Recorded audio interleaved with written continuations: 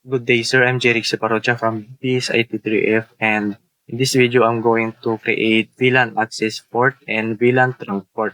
First, open po natin yung Cisco Packet Tracer and punta po tayo sa switches.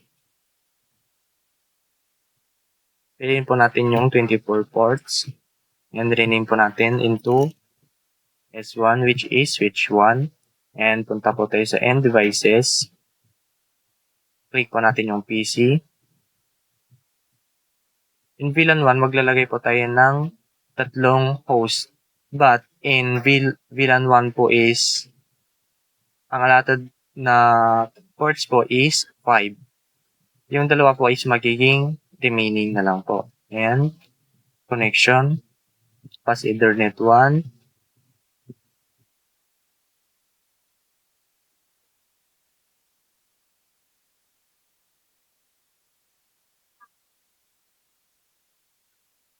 Ethernet 2, and pass Ethernet 3.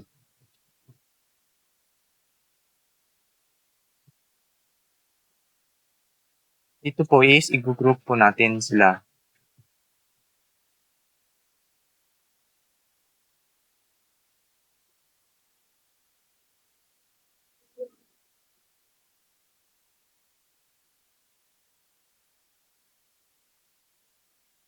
And name po natin into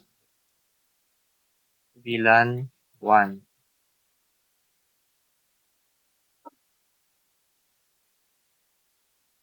And next po is proceed na po tayo sa VLAN 2.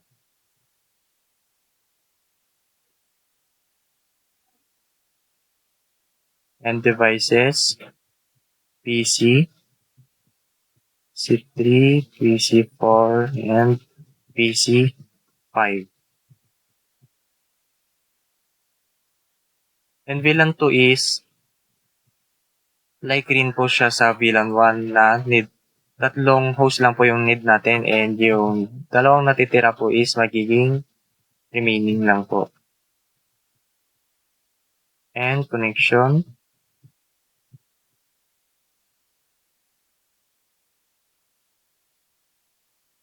Dito po, yung dalawang pass Ethernet 4 and pass Ethernet 5 is sa VLAN 1 po yan. And sa VLAN 2 is mag-start po ulit tayo sa pass Ethernet 6.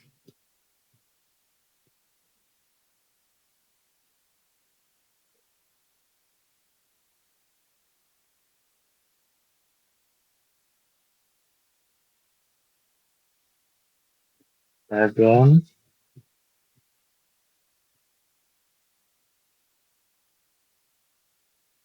and 8.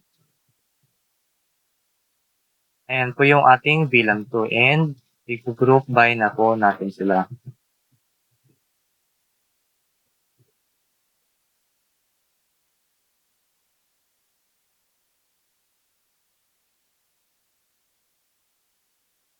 Name po natin into VLAN 2.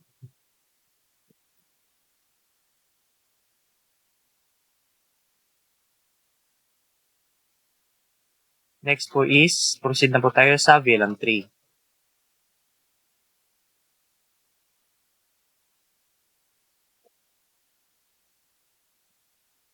And devices,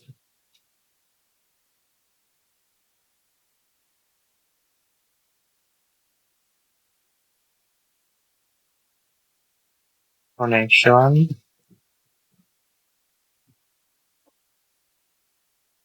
and dito po is, mag-start po tayo sa fast Ethernet 11.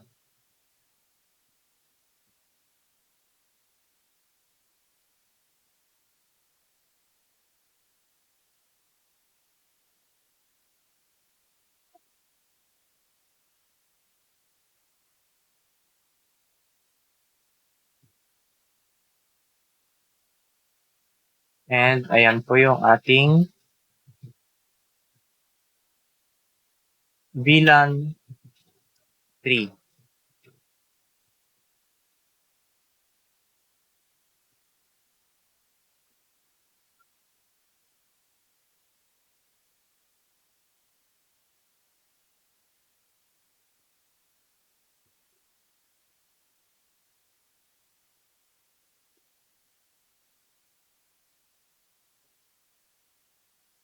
And now, proceed na po tayo sa VLAN 4. And devices, PC9,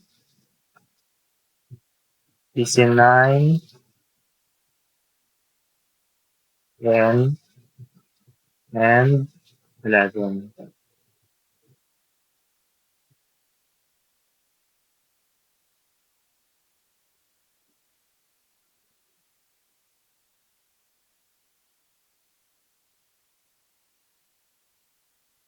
And sa connections, and sa VLAN 4 naman po is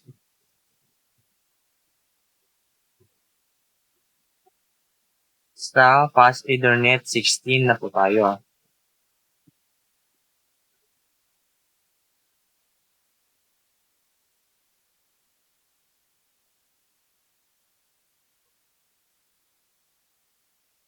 Mm, 17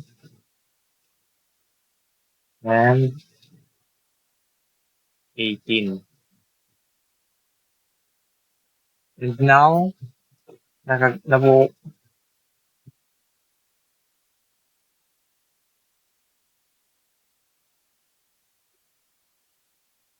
and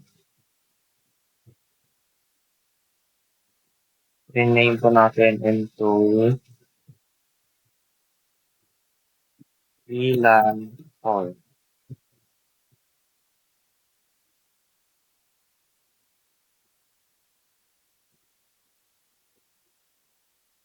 And ayan na po. And now, proceed na po tayo sa switch 2. Network device, switches, and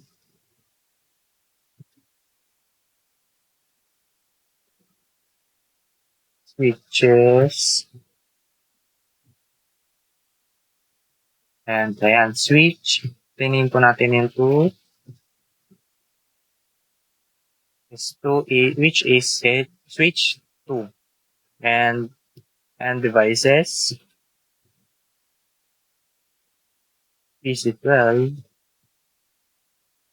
PC13, and PC14. Sa switch 2 po is, yung PC12 is continue pa rin po siya sa S1. Natuloy po siya ng S1. Ang pinagkaiba lang po is magkaiba po yung kanilang switches. Yung PC1 to PC11 is different po ng switches sa PC12 and so on po. And connection.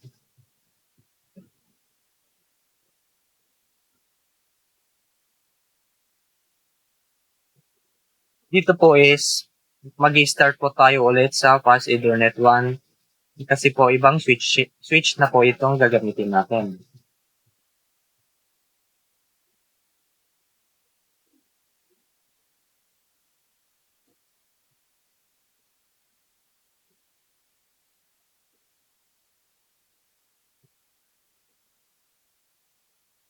And like po sa ating switch 1, sa ating VLAN 1 to 4, is ang gagamitin lang po nating host na pieces dito is tatlo lang po. And yung dalawa po is magiging remaining po natin. And verify na po natin.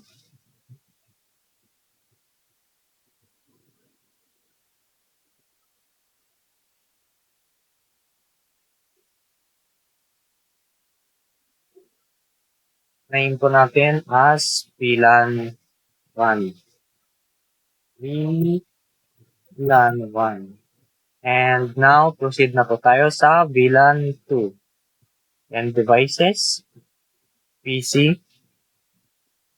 PC 15, 16, and 17.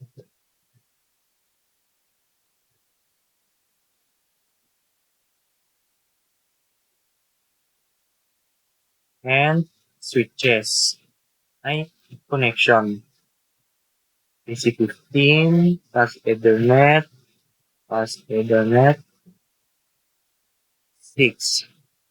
Plus Ethernet 6 po yung ating connection sa PC16 kasi po yung 4 and 5 is sa VLAN po. VLAN 1 po yun. 7,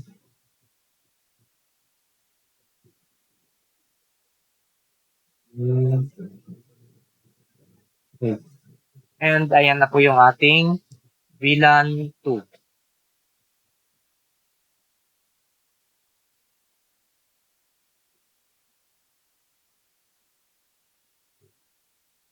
Ngayon po natin VLAN 2.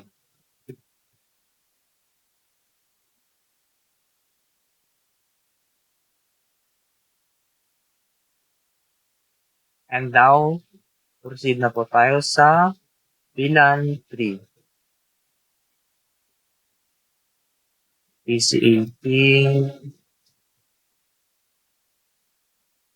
19, and 20.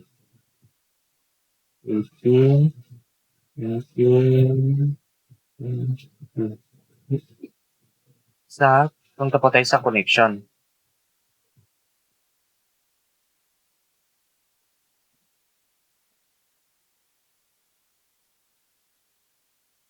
And VLAN 3 po is fast Ethernet. 11 po yung ating connection.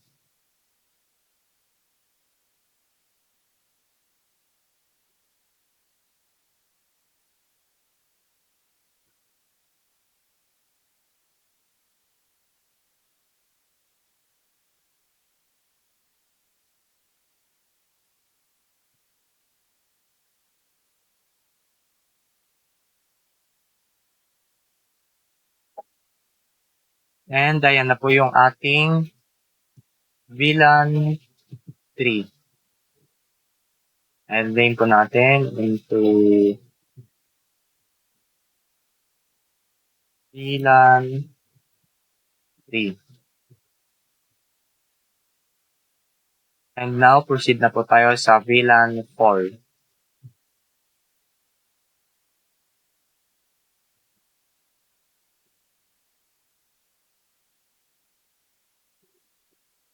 And devices, PC, PC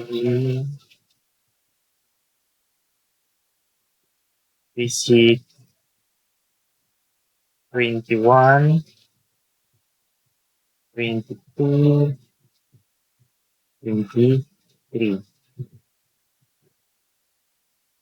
Connect lang po natin. Connections, straight through, as Ethernet, and as Ethernet 16.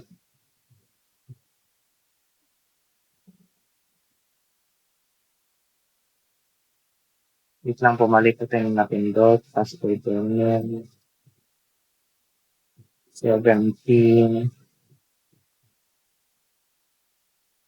And as 18. And ayan na po, nagawa na po natin yung VLAN 4.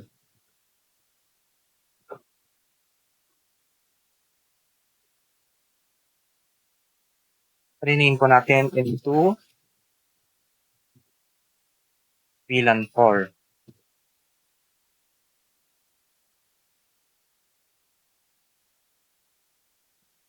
And ayan na po, nakagawa na po tayo ng switch 1 that have 4 VLANs and switch 2 also have VLAN 4.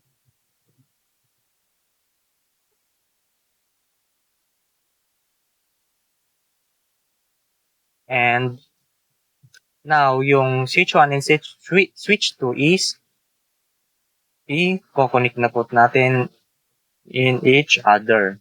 Switch 1. And dito po makikita mo natin is hindi na po nag-start yung console into fast Ethernet 1. Kasi po, yung fast Ethernet 1, 2, 3, and so on is nagamit na po natin yung sa ating mga VLAN 1, VLAN 2, 3, and 4. And now, ang ating gagamitin po is yung VLAN 5. And also, VLAN 5 dun po sa switch 2. And next, VLAN 2, fast Ethernet 10, and also fast Ethernet 10 dun po. And connection 3, fast Ethernet 15, and fast Ethernet also 15. And ito po, last, fast Ethernet 20, and fast Ethernet 20. And ayan na po yung ating VLAN access port. And save na po natin. File, save as.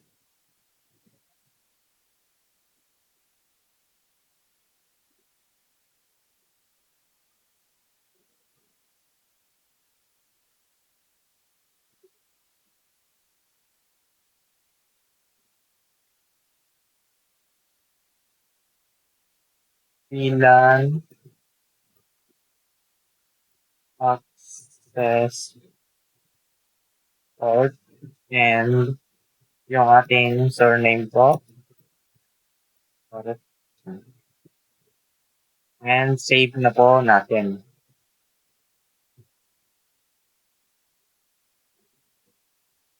Double check lang po natin kung naka-save na po. And ayun na po. And next is, magpo-proceed na po tayo sa VLAN trunk port. And but, hindi na po natin i-delete lahat ng andito. Ang aalisin lang po natin yung connections ng switch 1 and switch 2. And alisin po natin yan. Ayan. And yan. And now, proceed na po tayo sa trunk port. And punta po tayo sa connections. And ang pipiliin po natin dito is fast Ethernet 20. And dito rin po is fast Ethernet 21. And as we can see, isa lang po yung kailangan na connection ng between switch 1 and switch 2. Kaya po siya natawag na VLAN trunk port. And ayan na po yung ating VLAN trunk port. And save po natin.